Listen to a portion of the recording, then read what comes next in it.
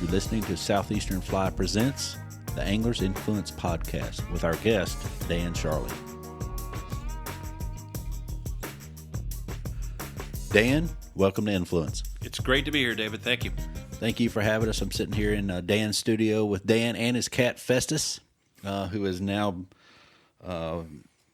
saddled up against the chair that I'm sitting in, so it's going to be a good day. So if you hear some scratching, some clawing, or some meowing, you'll know that Festus or snoring.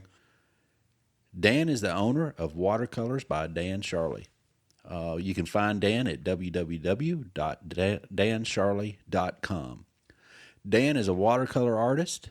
He has limited edition prints and commissioned paintings, and they're all about fishing for the most part. Dan is also an angler, a very good angler. Full disclosure here before we go too much further, I have fished with Dan for probably a decade now, so a little bit of inside information for us on Dan.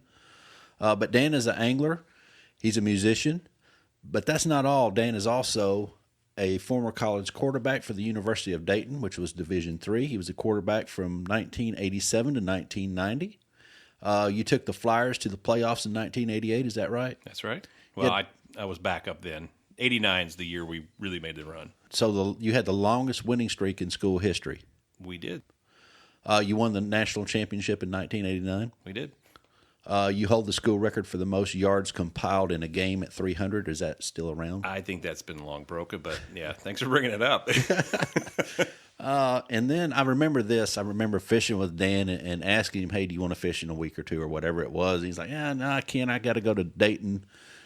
And I was like, oh, that's pretty cool. Is that a homecoming or is that, anything like that? And he's like, no. And he never really said until he got back, and we kind of pushed him as our friends and all of us got together. And he's like, I was inducted into the University of Dayton's Hall of Fame, which is a big deal for anybody. That was pretty cool, and certainly honored and flattered to have that happen. Absolutely. And it was well earned too. Well, thank you. Yeah.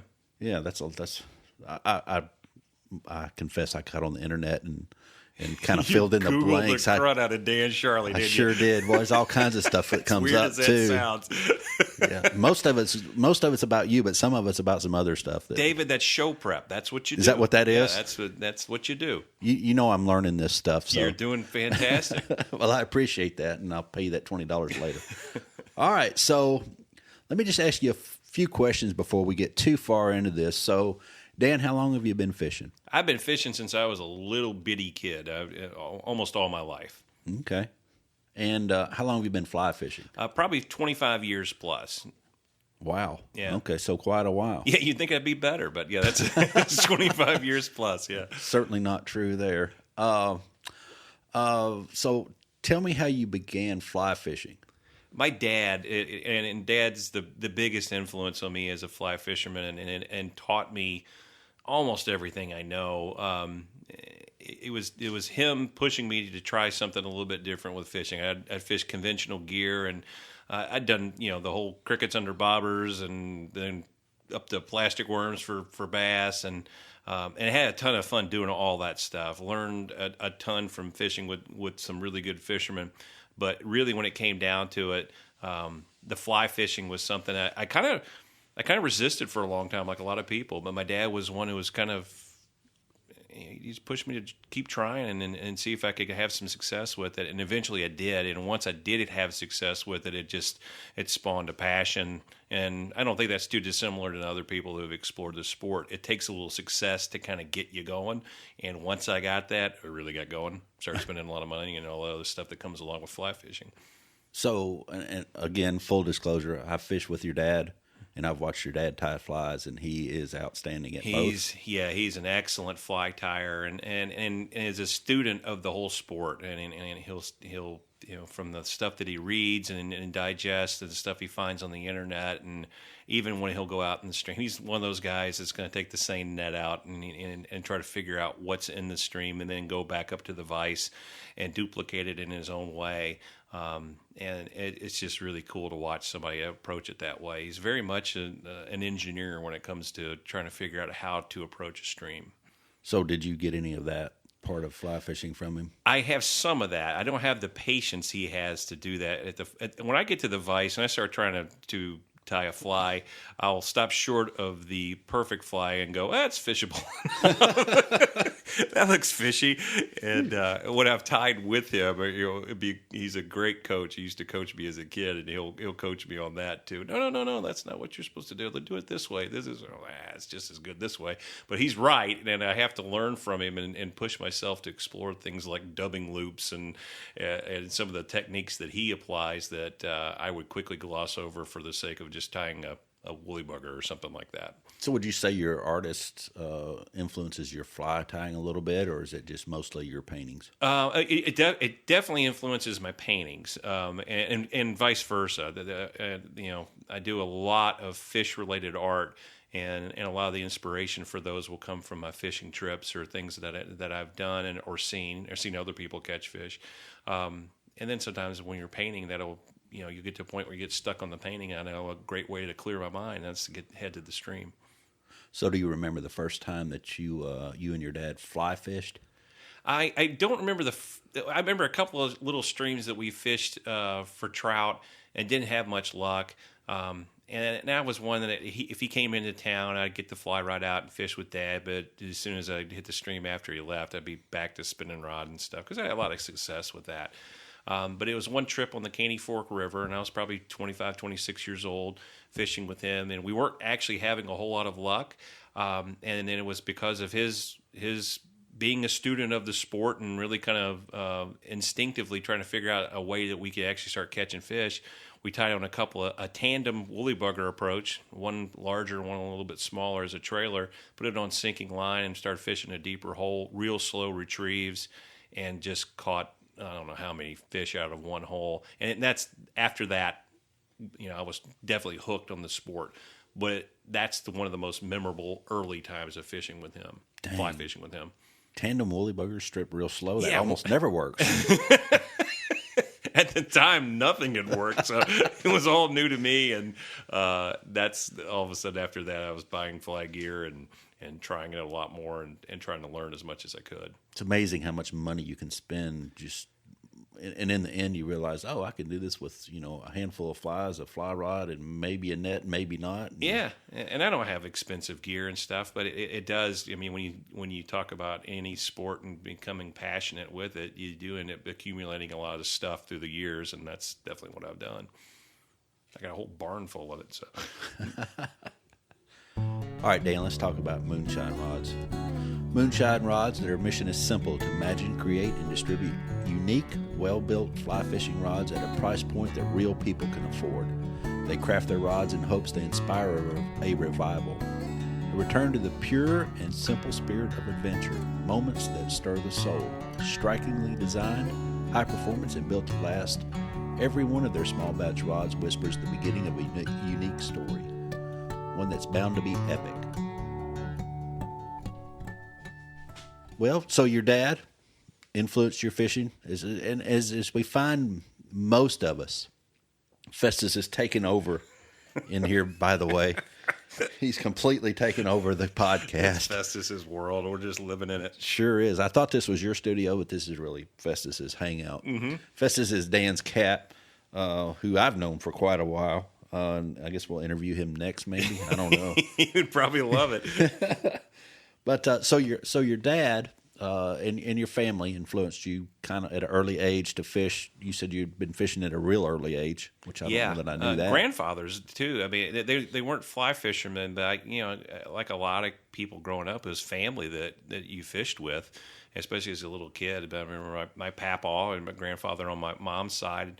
In West Tennessee, we would set up trot lines in the Hatchie River and catch catfish and gar and bowfin that we called grinnell and soft-shell turtles and all sorts of fascinating things. As a little kid, you just couldn't get enough of that. And then my grandfather on my dad's side, up out of Chicago, we would fish Kankakee River, go up into Wisconsin and fish some rivers. And it was just always fun to get all the gear out and take all the bait out and just sit on the, who knows, I was probably a terrible little kid fisherman, but I like to think that's where it all started.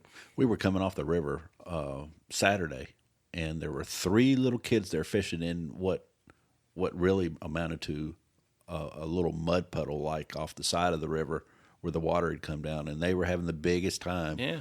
And I'll be darned if one of them didn't catch a little shiner. And he showed it to everybody at the ramp. I even took a picture of it. I was like, hey, stand right there, with it. And I want to get your picture. So, I think we're all, if we can ever get to the river as a kid, I think our families are the first influence, normally. Yeah. In our fishing career. But then, so tell us who else might or what else might have. Well, certainly, I mentioned the grandfathers, and I'll keep with the family, and I'll switch to another one. But my uncle's a great fly fisherman as well, and he's always been a huge fisherman. So I learned a ton from my Uncle Art. And then my brother Tim's an excellent fly fisherman. He used to be always a rooster tail guy, but now he's a big time fly fisherman, and then they're really good too. And I always learn from both of them. But then friends, I'm lucky enough to be in with a group of guys that we call ourselves a club. I'm not real sure officially if we are. There's no minutes read at each meeting, but we get together once a month and talk about fly fishing, and we tie a few flies, and then we try our best to get together and do some float trips a few times a year.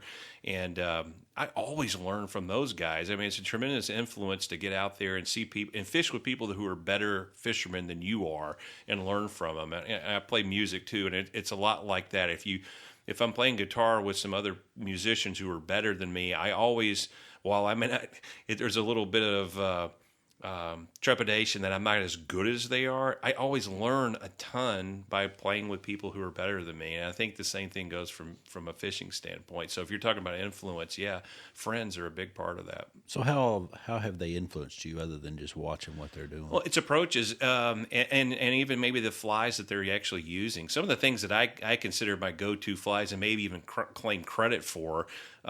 If you followed it back, you could actually find that maybe it was one of my friends who came up with the idea first. They probably got it from somebody else. I don't know how many original ideas are left, but that's what you learn. It may be, approaching. It may be a nymph that they're using, but it also may be how they're approaching it and understanding the stream and how it works from the riffle run and holes and knowing what, in this outside bend of this particular part of the stream, fish tend to hold over here. And most people will fish on this side, but really if you fish this side, there's some good fish. That type of stuff that, maybe on your own you may stumble across that at some point, but you probably scoop up a lot more by fishing with people, especially if those people have a little bit more experience or are better than you are. So a couple things. One thing there is to watch what other people do. Yeah. And learn.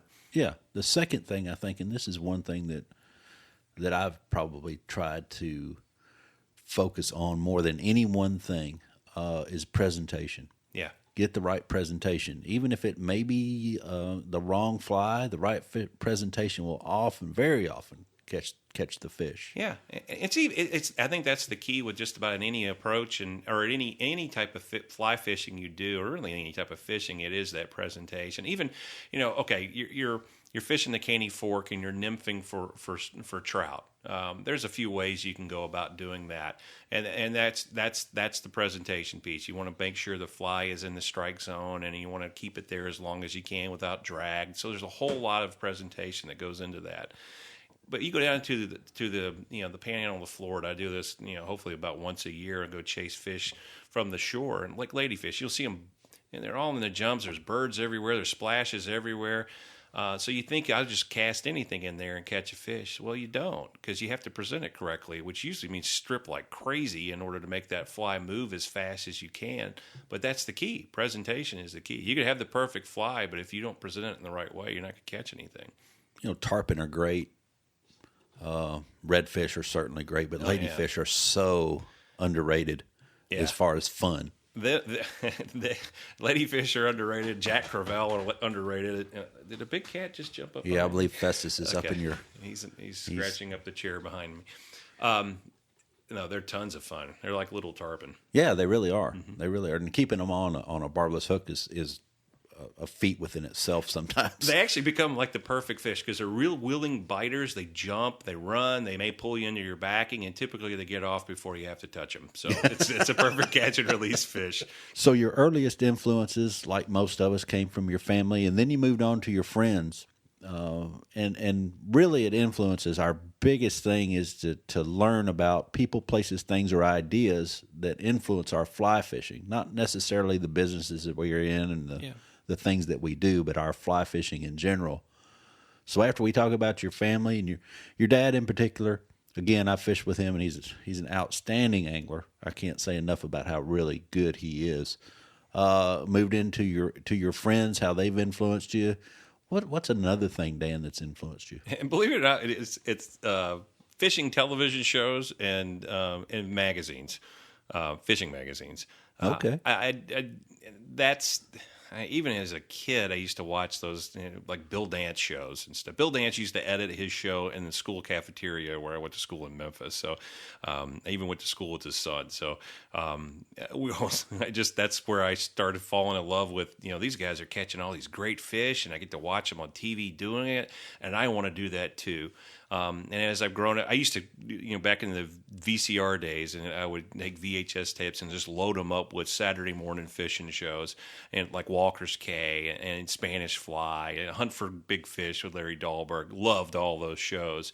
And they just kind of, they open up a world that you didn't even know existed in terms of fishing, especially some of the locations that they'll go to, but then the types of fish too. And it was just an exciting thing for me to see. It made me want to do it. It makes me want to go explore the Seychelles or, go to, and try to catch Wells catfish over in Europe or things like that. That, in the grand scheme of things, I may not ever get to do, but they're in the bucket list now because of a lot of those shows. And the same thing goes with some of the magazines that are out there, reading some of those things and seeing the photography that goes along with it. It's stuff that inspires you. You want to go to those places. You want to do the things that you're reading about these people doing and seeing them do. And that's a huge inspiration for me. So some of the shows, I remember watching those Saturday morning shows too, and I don't know that I recorded them, although I probably did. I have to confess right now that Walker's Cay was one of my most favorite shows, and I think if I ever met Flip Pallett, I'd be like the 14-year-old girl that met her favorite rock star. I think that's what I'd be like. And I don't know if I'd be able to talk. Yeah, I think I would be embarrassed at the end of it. Call the authorities. Yeah, and it's just because we watched them as growing up, and there were several seasons of the shows, and Spanish Fly's the same way.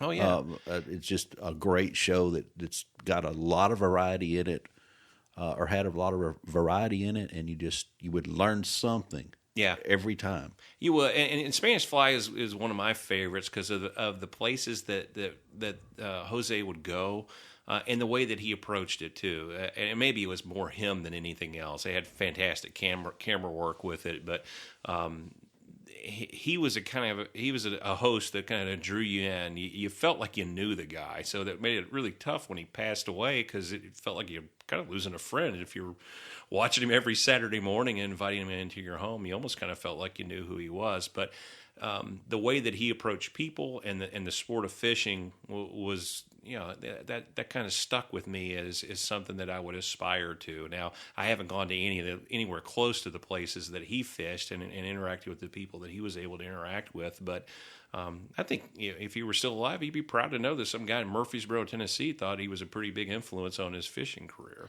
And I think that you would probably say that Jose influenced people throughout the United States and probably around the world as well. Anybody that's seen the show, just the fact that we're calling him Jose, like like we knew him, right. Yeah. And Flip, Flip lives right up the road here. Well, he doesn't, but if I was talking to my family, they would think that David fishes with Flip and Dan fishes with Jose. Well, not really. We just invite him into our home, and we kind of think we get to know him in whatever the camera's showing us. Yeah.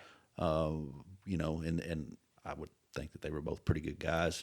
Seemed like it, yeah, and it definitely, and giving people too, and teachers too. I think both of them are that way. Flip is definitely that way, and I think Jose was, and a lot of them are. I mean, there's some really great shows and great hosts out there. I don't want to exclude anyone, but there was a connection there, I guess, that was made. So do you feel like maybe you learned something from those shows? Oh, yeah. Is there anything you can think of in particular that maybe you learned? You learn nothing that jumps out instantly. That's the one thing, but it's more about what they were doing and how they approached what they were doing, and a genuine love for this sport.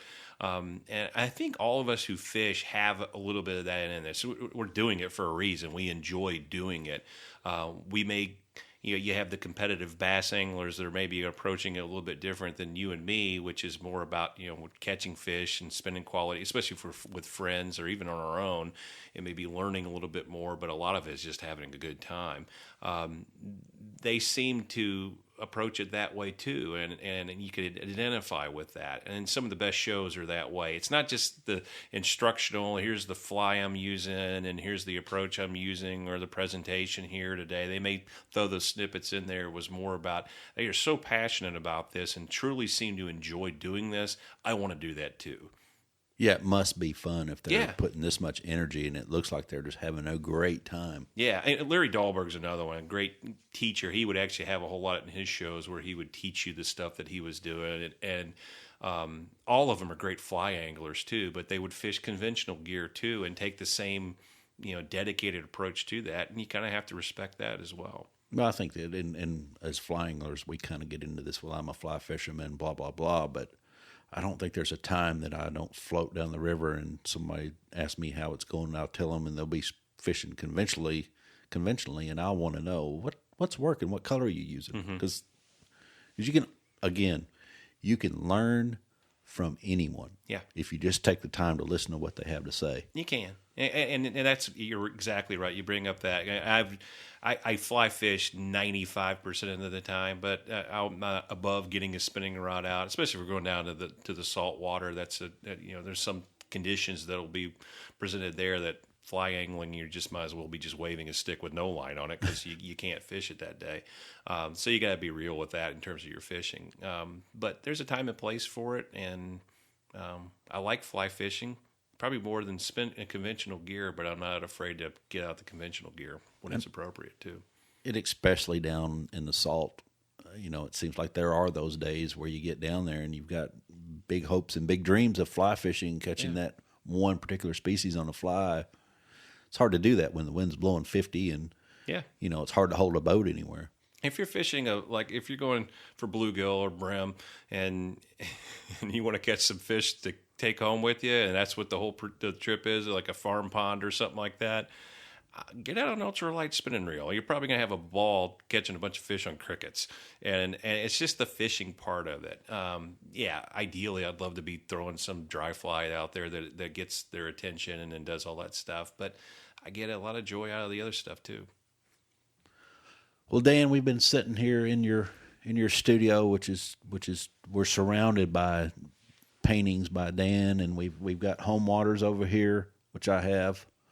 What's the name of the one that I have where the guy's standing in front of the boat? That's called Last Cast. You have the original. I have the original Last Cast. Thank you. I know you're all jealous. But then for Christmas one year, I bought my bride one of the Santa's painting called Betsy's Santa. Mm-hmm. So I've got several of your paintings. A lot of my friends have them as well. I'm not going to be able to sneak out of here with one, I don't think. But I appreciate your patronage. The laying on the counter over here. There's another painting just laying here on the desk under the light. There was a 6-foot-long eagle there that was there a couple of weeks ago. So I saw that. Dan, you also, we might as well give you a plug here, and this is about your artwork, but it's also about some of your adventures.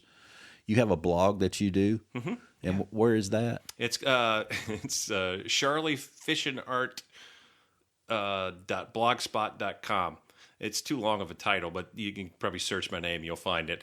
And I'm redoing my website. It'll actually be a part of the website here not too long from now. But I've kept up with some of my fish. It's a lot of fishing stories out there, along with some of the original artwork or new creations that come out of the studio. I'll put them out there. But a lot of devotion to my stream exploits and maybe some trips down to the Gulf and just fishing stories, tall tales. And he's not only are you an excellent artist and a great guitar player and singer and all that. I don't know about that, but some of the stories are just you will sit and laugh, especially the one that I'm thinking of where you were on the Caney, and this is about, we've all got boat ramp stories. Yeah. But this may be the ultimate boat ramp story. And I can't remember. It's been several years, probably 3 or 4 years ago. Yeah, that was an infamous trip there. Yeah, boat ramps seem to attract some of the more colorful people in the world, and that was no doubt on display that day that we were there. Yeah, a full-fledged fight. Yeah, we could devote the whole podcast to this thing. So maybe a future podcast I'll go into detail as to what happened there. But yeah, you can read it on my blog. That's right. So you can go to dansharley.com. It's called Whiskey River. Yeah, that's the name of it, Whiskey River.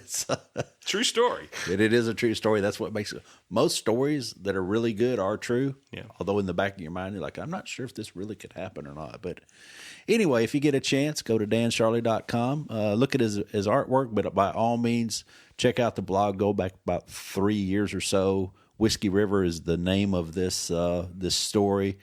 Excellent article written by Dan. And you will enjoy it.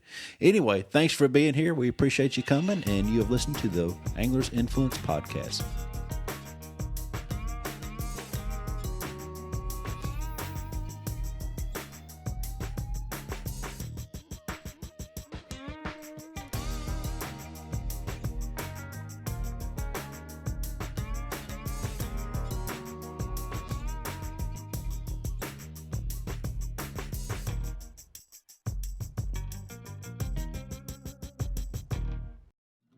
Fly cat.